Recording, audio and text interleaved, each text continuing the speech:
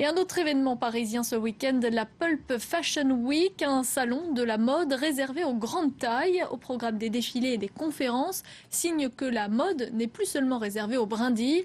C'est à vrai dire dans l'air du temps. Les députés prévoient d'interdire prochainement le recours à des mannequins maigres et dénutris sur les podiums français. Elles ont des corps XXL. Elles ont des seins, des fesses, des hanches. Et on n'est pas habitué à les voir défiler sur un podium de mode. On n'est pas juste grosse, on peut être belle, on peut marcher comme des vrais mannequins, on peut s'affirmer. Je me trouve super belle et je suis à l'aise avec mon corps, mais c'est vrai que je suis pas dans les tailles standards, surtout en France.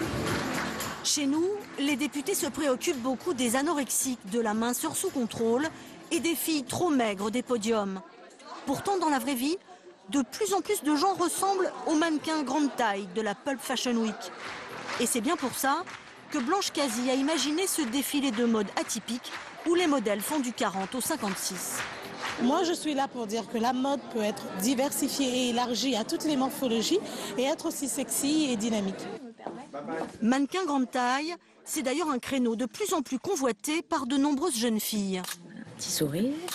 Mais curieusement, en France, les annonceurs ne se précipitent pas toujours pour les recruter.